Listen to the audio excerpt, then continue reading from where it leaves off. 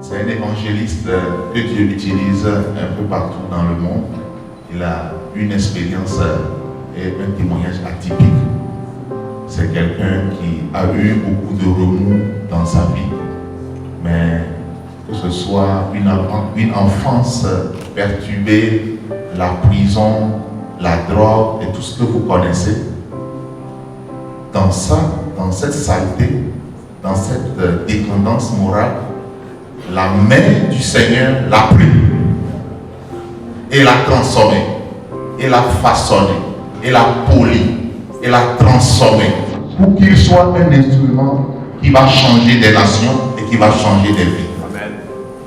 Et Dieu est en train de l'utiliser, et par sa grâce, il l'amène ici au Togo pour passer les 5 jours avec nous. Il a écrit plusieurs livres, dont l'un est Le prix du pardon. Et ce soir, je voudrais que vous puissiez m'aider à accueillir ce frère, ce bien-aimé, l'évangéliste Yannis Sylvain.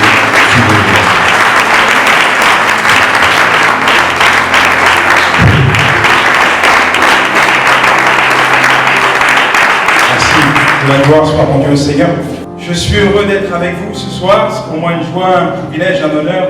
Je remercie tous vos responsables de me permettre d'être avec vous pour ces 5 jours. Je crois que Dieu a des choses à nous partager. Ce matin, nous étions en prison, c'était extraordinaire. De voir, pas la prison c'est pas extraordinaire, mais c'est extraordinaire de voir combien Dieu est présent, combien Dieu agit, combien Dieu touche les cœurs, combien Dieu change et transforme des vies. Et le message de l'évangile a été prêché haut et fort, et sous mes yeux, en tout cas, les pasteurs étaient avec moi. Il y a eu des vies qui ont été impactées par l'Esprit de Dieu. Et vraiment, je dis waouh, je ne suis pas venu pour rien au Togo. Ma première matinée m'aurait suffi. Mais je crois que Dieu a encore réservé beaucoup de belles choses pour vous et pour moi. Dites à votre voisin, Dieu a réservé quelque chose pour toi.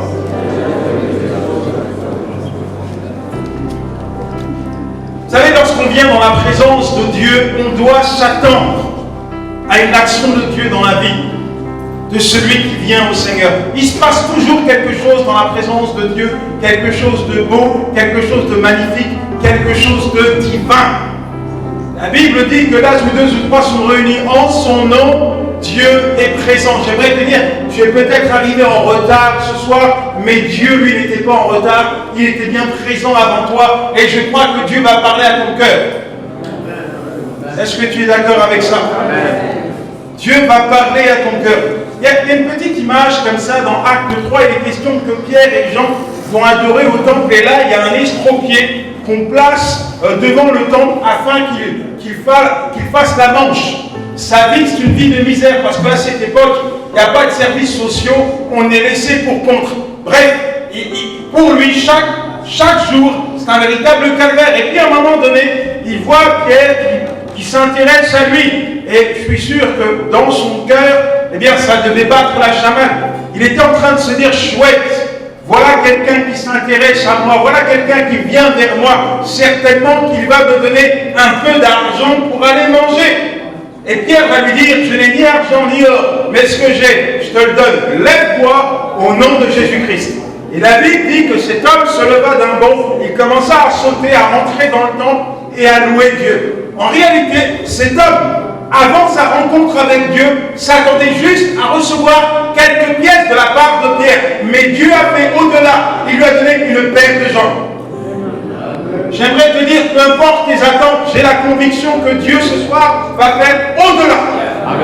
Au-delà de tout ce que tu peux imaginer, au-delà de tout ce que tu peux penser. Ouvre simplement ton cœur à sa parole et tu verras que Dieu a réservé quelque chose de spécial pour toi. J'aimerais, avant de partager un petit peu le message que Dieu a mis sur mon cœur, c'est une réunion de jeunesse ce soir. Dans Luc 4, verset 18, il est dit ceci, « L'Esprit du Seigneur est sur moi, parce qu'il m'a oint pour annoncer une bonne nouvelle aux pauvres. Il m'a envoyé pour guérir ceux qui ont le cœur brisé, pour proclamer aux captifs la délivrance et aux aveugles le recouvrement de la vue, pour envoyer libres les opprimés, pour publier une année de grâce du Seigneur. Dans ce texte, nous voyons Jésus-Christ rentrer dans une synagogue et il va ouvrir le texte à Ésaïe 61 et il fait une déclaration. Il dit: l'Esprit du Seigneur est sur moi. Dieu m'a envoyé pour libérer les captifs, pour rendre la vue aux aveugles, pour annoncer le message de l'Évangile, un message de grâce, un message de paix, un message d'amour, un message de réconciliation. J'aimerais te dire qu'à cet instant, Jésus-Christ est en train de faire connaître le programme que Dieu a réservé pour l'humanité. C'est un programme divin. Jamais un homme sur la terre ne peut vous dérouler un tel programme. Ce programme, il vient de Dieu et il est pour toi et il est pour moi. Il était valable hier, il est encore valable aujourd'hui. Tu sais pourquoi? Tu sais pourquoi il est encore valable? Parce que Dieu n'est pas mort. Dieu n'est pas au chômage. Dieu n'est pas à la retraite. Dieu est vivant. Il est le même hier, aujourd'hui et éternellement.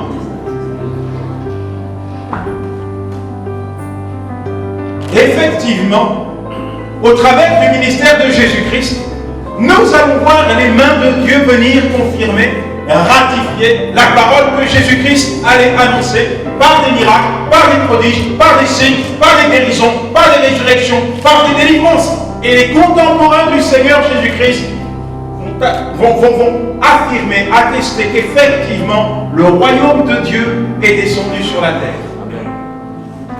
J'aimerais te dire ce soir que Jésus-Christ est un puissant sauveur. Jésus-Christ est un puissant sauveur.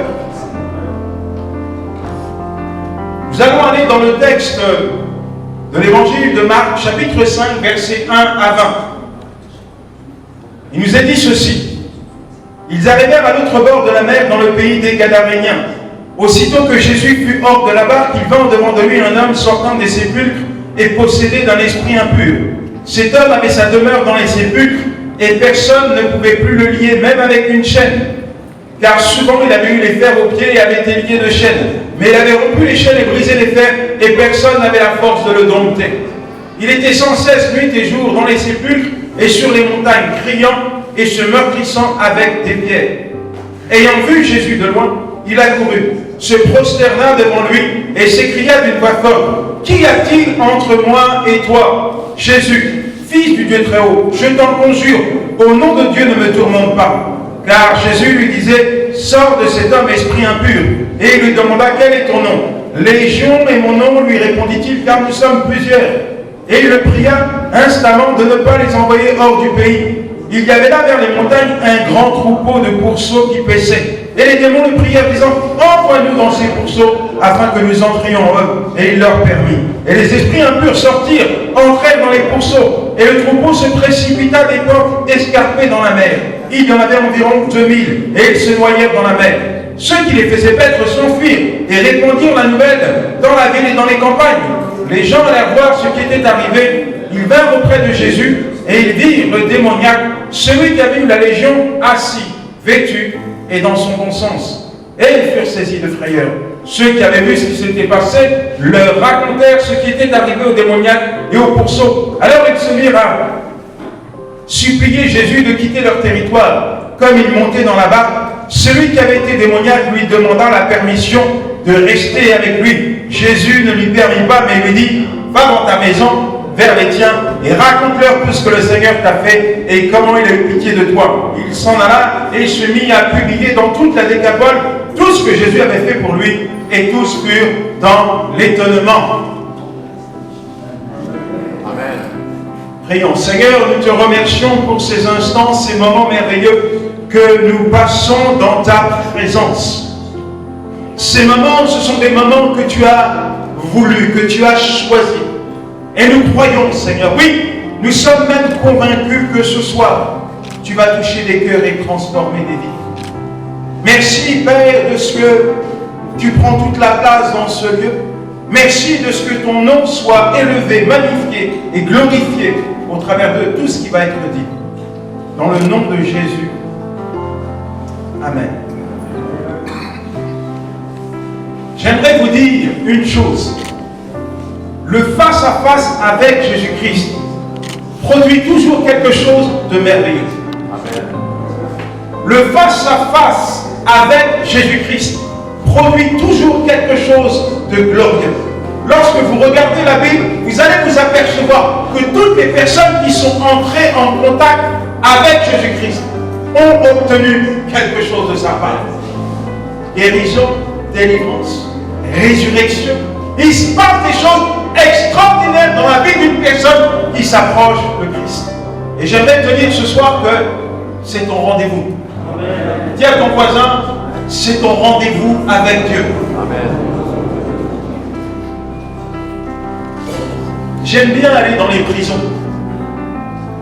Vous savez pourquoi? Parce que je sais ce que Dieu va faire dans le cœur des vies qui vont s'approcher du Seigneur. Je sais déjà, je connais déjà ce que Dieu est capable de faire dans la vie d'un homme qui s'approche de lui.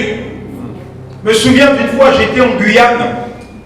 Il n'y a qu'une seule prison sur la Guyane et l'aumônier m'avait envoyé un mail. Il m'avait dit, Yanis, je t'ai sélectionné les criminels les plus endurcis. Tu vas voir, tu ne seras pas déçu de ton voyage. Et vraiment, j'ai posé la question à deux, mais qu'est-ce que je vais pouvoir raconter à ces personnes? C'est vrai, en Guyane, vous avez les Brésiliens, les Colombiens, les trafiquants d'or, de cocaïne. Vous avez les criminels endurcis. Et puis, je me suis dit, mais je ne vais pas leur raconter mon témoignage. Je ne vais pas leur dire que je braquais des banques. Ils vont me rire au nez. C'est ce qu'ils faisaient à l'âge de 12 ans pour se faire la main. Et Dieu m'a conduit dans un texte, se trouve dans le livre de Jérémie, chapitre 29, au verset 11, où il est dit, car moi, l'Éternel, je connais les projets que j'ai formés sur vous. Des projets de paix et non de malheur, car mon désir est de vous donner un avenir et de l'espérance. Et j'ai donc posé quelques questions aux détenus qui étaient présents. Je leur ai demandé, pensez-vous que ce soit la volonté de Dieu que vous soyez ici, enfermés dans ces murs crasseux? Croyez-vous que Dieu vous a placé sur la terre pour vivre ce type de vie? Croyez-vous que Dieu est heureux lorsqu'il vous voit observer au travers de vos barreaux la lune, les étoiles, le soleil à son zénith? Pensez-vous que ça réjouit son cœur lorsqu'il vous observe en train de lire les lettres de vos enfants en pleurant? Croyez-vous véritablement que c'est ça le plan de Dieu pour votre vie? Ce jour-là, mes amis, plus de 300 détenus se sont levés et ont accepté Jésus-Christ. Plus de 300 détenus ont décidé d'entrer dans l'histoire de Dieu. Je ne te connais pas, mais je sais une chose. Dieu peut changer ta vie ce soir. Je crois vraiment que ta vie peut être transformée ce soir. Tu es peut-être arrivé, enchaîné, lié, sur les rotules, tu n'en peux plus. J'aimerais te dire qu'il n'y a qu'un pas à faire. Un pas à faire, un bon pas vers Jésus-Christ pour obtenir la pleine liberté.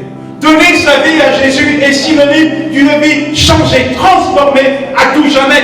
Donner sa vie à Jésus est synonyme, d'une vie qui va prendre un autre essor. Oui, s'approcher de Christ, c'est passer des ténèbres à la lumière, de la mort à la vie, de l'esclavage à la liberté. Amen. Le mot Gadara veut dire ce qui est entouré d'un mur. Gadara, c'est entouré d'un mur, c'est un lieu clos, isolé, coupé du monde. Et il nous est dit que cet homme, ce démoniaque de Gadara, avait établi sa demeure dans les sépulcres. Ce cimetière en ciel ouvert était devenu sa résidence principale. Psychologiquement, il avait un véritable problème. Il était fou allié. C'était quelqu'un de dangereux pour les gens qui habitaient aux alentours. Alors, ses contemporains ont trouvé une solution, histoire de stopper ses excès de colère. On lui a mis les chaînes aux pieds et on l'a lié avec des fers. Mais la Bible dit que lorsqu'il était saisi par ces terribles assauts démoniaques, il avait la force de rompre les chaînes, il avait la force de briser les fers. Et comme pour évacuer une souffrance, une détresse qui le rongeait intérieurement, il se tailladait le corps et criait haut et fort sa détresse. Sa vie, c'est un véritable calvaire, un enfer au quotidien.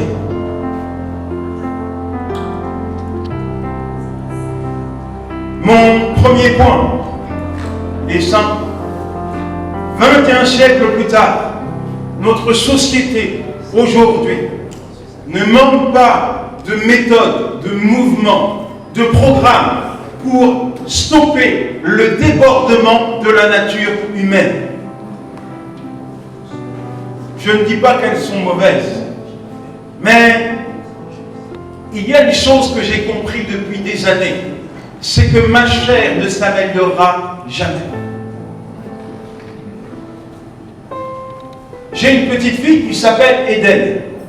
Et elle aime beaucoup, beaucoup, beaucoup le Nutella, la pâte de chocolat.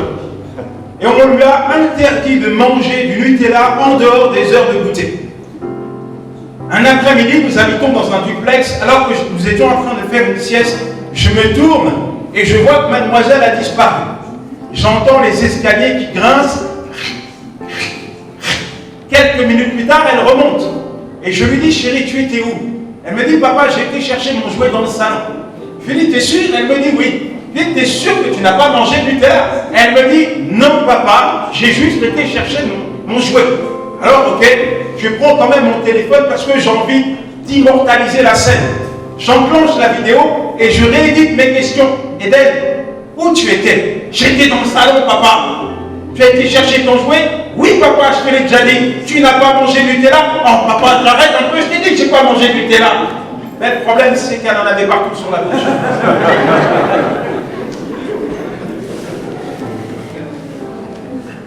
Romains 8, versets 5 à 8. Ceux en effet qui vivent selon la chair s'affectionnent aux choses de la chair. Tandis que ceux qui vivent selon l'esprit s'affectionnent aux choses de l'esprit. Et l'affection de la chair, c'est la mort, tandis que l'affection de l'esprit, c'est la vie et la paix. Car l'affection de la chair est inimitié contre Dieu, parce qu'elle ne se soumet pas à la loi de Dieu, et qu'elle ne le peut même pas. Or, ceux qui vivent selon la chair ne seraient plaire à Dieu. Ta chair, ta vieille nature pécheresse, elle n'aime pas se soumettre à la parole de Dieu. Ta vieille nature, elle est rebelle, elle est avancée, appâtée par tout ce qui est mauvais. Par tout ce qui est mauvais. Et la Bible dit que si tu veux plaire à Dieu, ce n'est pas la peine d'écouter ta chair. Non, il faut laisser l'Esprit de Dieu te guider. Il faut laisser l'Esprit de Dieu te conduire. Parce que ta chair ne peut pas se soumettre à la parole de Dieu. Et aujourd'hui, nous avons des structures, des méthodes, des mouvements humains pour stopper le débordement de la nature humaine, de la chair. Mais la Bible dit, dans Éphésiens 6, verset 12, nous n'avons pas à lutter contre la chair et contre le sang, mais contre les dominations, contre les autorités, contre les princes de ce monde de ténèbres, contre les esprits méchants dans les lieux célestes. La première personne qui peut te mettre en porte-à-faux avec la volonté de Dieu, c'est toi. C'est toi. Mon plus grand ennemi, c'est pas le diable, c'est ma propre personne. Parce que quand je m'écoute, je suis prompt à désobéir à Dieu. Si je veux plaire à Dieu, je dois laisser l'Esprit de Dieu me guider. Aujourd'hui, par exemple, nous avons des prisons. Des prisons partout dans le monde. Et on incarcère des personnes qui marchent à l'encontre de la justice. Mais quand vous les rencontrez en prison, ils sont pleins de bonnes intentions. C'est la dernière fois. Docteur, je ne mettrai plus les pieds en prison, c'est fini. Dès que je sors, je prends des bonnes résolutions. Je vais trouver un travail, je vais m'occuper de ma femme, de mes enfants. Bref, c'est terminé la tôle. Ça, c'est les bonnes intentions lorsque vous êtes en prison. Et puis, quelques temps plus tard, après leur sortie, vous pouvez les retrouver en prison. Et quand vous leur demandez, mais pourquoi tu es nouveau incarcéré? Je croyais que c'était la dernière fois. Ils vont vous dire, mais je ne sais pas pourquoi. Alors que j'avais des besoins, je cherchais du travail, je n'avais pas d'argent. Comme par hasard, je suis tombé sur une personne qui m'a proposé un mauvais coup. Je me suis laissé influencer. Résultat, il y a des personnes qui passent la moitié de leur vie en prison. On a des hôpitaux psychiatriques où on traite des personnes qui souffrent de pathologies psychologiques, mais il y a des troubles mentaux tels que la schizophrénie qu'on ne peut pas résoudre. Et quand vous discutez avec des médecins, ils vont vous dire qu'on traite ces personnes à coups de camisole thérapeutique sans réellement solutionner leurs problèmes, leurs déséquilibres psychiques.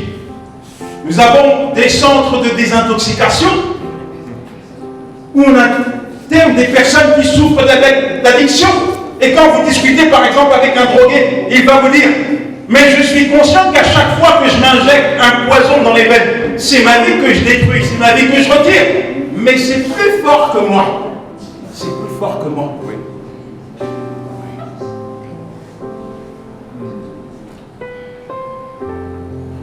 Mon père était alcoolique, ma mère était alcoolique, et pour les médecins, normalement, je devais devenir un ivrogne. Et ils avaient raison, puisque dès l'âge de 14-15 ans, j'ouvrais mes premières canettes de bière. Après, je me suis enlisé doucement, mais sûrement, dans la bouteille. En fait, je suis devenu un poivreau, une épave, une éponge. Il n'y en avait pas deux comme moi. Quand j'allais dans un bar, le patron quittait son comptoir pour m'accueillir et il savait qu'il allait faire une bonne recette. Je pouvais rester de 8 h du matin jusqu'à minuit au comptoir. Les bouteilles d'alcool avaient peur de moi. Quand elle me voyait rentrer, elle tremblait. Jamais une bouteille m'a couché, c'est toujours moi qui les terminais. Et je dis dans mon témoignage que pour moi l'alcool, on était mariés. C'était ma femme l'alcool. La bouteille de rhum, c'était ma conjointe qui m'accompagnait partout, dans les bons comme dans les mauvais moments. On était fait pour vivre ensemble.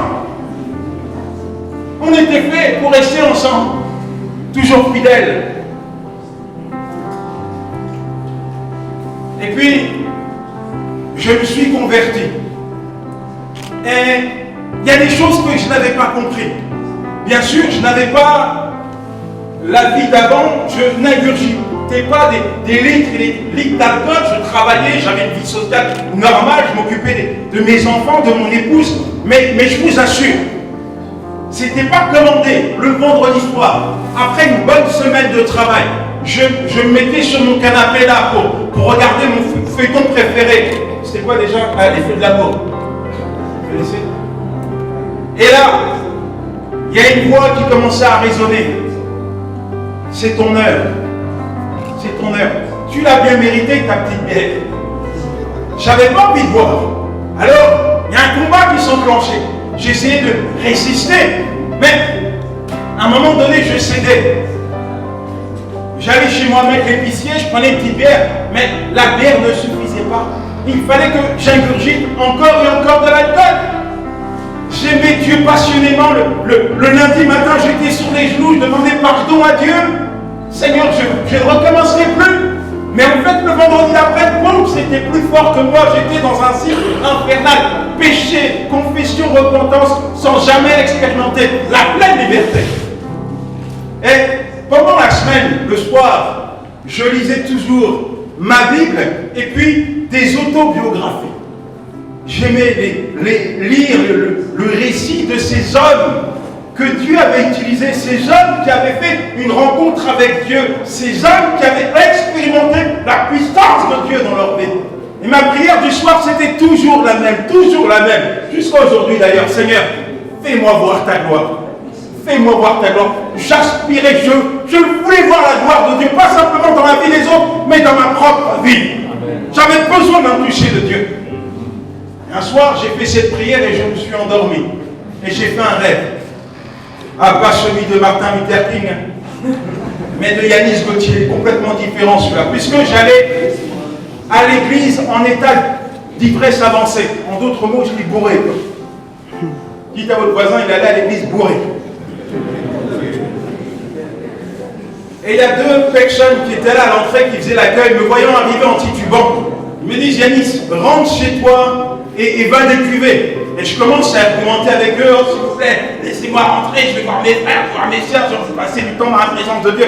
Non, rentre chez toi, Yanis. Et tout à coup, je regarde, toute l'église est en train de me regarder. Et là, je me dis, mince, mon péché caché, et pas caché, il est masqué. Tout le monde a vu mon vrai visage. Terminé. Et Dieu me dit, ce n'est pas fini. J'ai mis un appel sur ta vie. Je veux que tu ailles témoigner de tout ce que j'ai fait pour toi. Et là, je commence à dire à Dieu, mais comment tu veux que j'aille publier l'évangile? Dire aux captifs que tu es capable de les libérer? alors que moi-même, je suis esclave de l'alcool. Et là, Dieu me dit non. Pour ce qui est de l'alcool, je te libère. Maintenant, va et témoigne. À mon réveil, parce que je me suis quand même réveillé, j'ai voulu mettre mon pied par terre et je me suis retrouvé paralysé au sol et j'ai senti la puissance de Dieu m'envahir encore et encore. Mes amis, en un instant, en une fraction de seconde, le Seigneur m'a totalement libéré de l'alcool.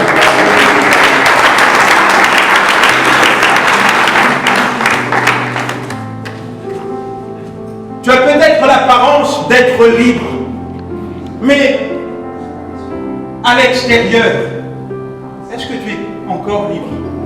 Y a-t-il quelque chose, un lien que le diable utilise pour te rappeler que finalement ta vie ne changera jamais? Tu es peut-être esclave d'un péché qui te dégoûte, qui te répugne. Peut-être que même lorsque tu te regardes dans la glace, tu ne te reconnais plus, tellement tu écœurais ta propre personne. Dans le psaume 88, il est dit « Je suis séquestré et je ne puis m'évader. Je suis séquestré, je suis gardé. J'ai envie de m'évader, mais je n'en ai pas la force. Je suis verrouillé, je suis barricadé.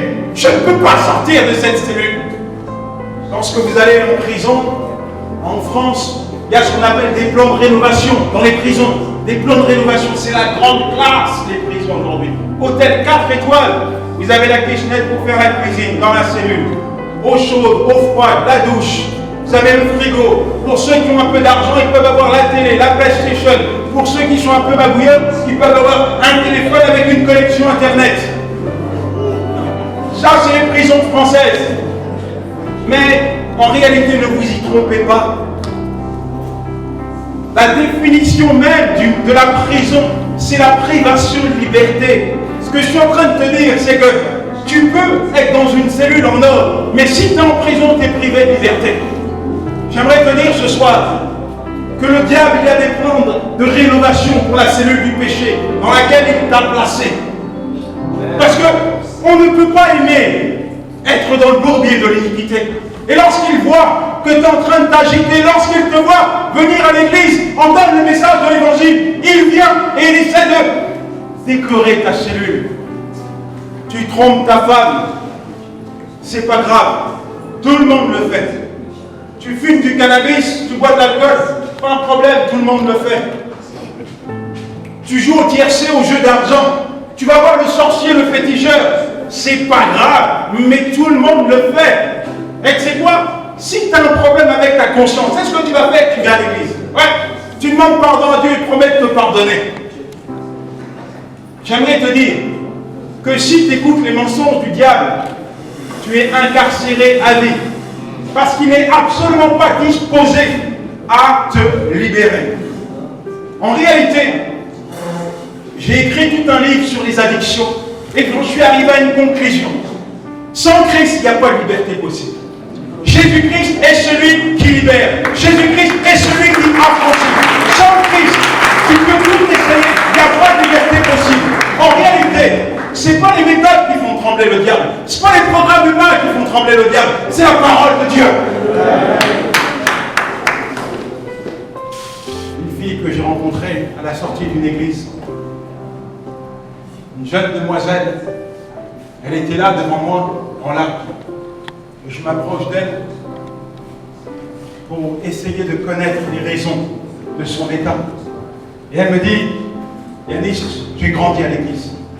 J'ai grandi à l'église. J'avais des parents aimants. J'ai reçu une éducation chrétienne avec des valeurs. J'allais à l'école biblique. Et puis à un moment donné, j'ai regardé ce qui se passait à l'extérieur. Je voyais mes amis s'amuser, faire la fête. Et ça a suscité quelque chose dans mon cœur. Alors, je me suis rebellé contre mes parents. J'ai quitté l'église. J'ai tourné le dos à Dieu pour aller arpenter ce chemin tortueux où étaient positionnés mes amis. Résultat, j'ai vu ma vie se décomposer, s'effriter. Je me suis enlisé dans le bourbier du péché, à un tel point que, à mes yeux, je n'étais plus rien. J'avais perdu perdu toutes mes valeurs, toute mon éducation. Je ne pouvais même pas me regarder dans une glace, tellement je me dégoûtais. Ma vie était en poussière. Et pas plus tard qu'hier, je suis monté sur une chaise à la maison et j'ai mis une corde à mon cou.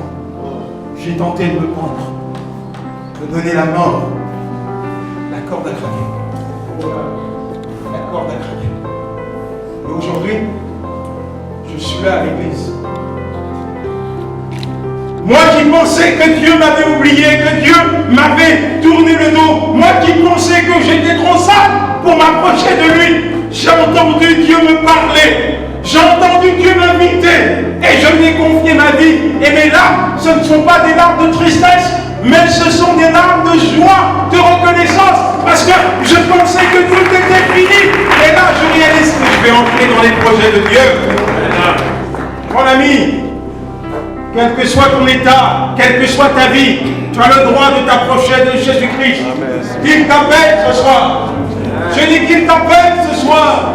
Jésus-Christ t'a dit, je ne mettrai pas dehors celui qui vient à moi. Tu n'es pas trop sale pour venir à Christ. L'amour de Dieu est plus grand que la noirceur de ton péché. L'amour de Dieu est plus grand que la noirceur de ton péché. Il t'aime. Je dis qu'il t'aime. Levons-nous dans la présence de Dieu. Si dans votre âme et conscience, vous êtes convaincu de ne pas avoir accepté Jésus-Christ comme Seigneur et Sauveur, alors répétez après moi, Seigneur Jésus, j'ai entendu ta parole et je sais que tu es mort pour mes péchés, pour lesquels je te demande pardon. En ce jour, je t'accepte comme mon Seigneur et comme mon Sauveur. Je me repens d'avoir vécu pour moi-même et je prends l'engagement aujourd'hui de te suivre jusqu'à la fin de mes jours.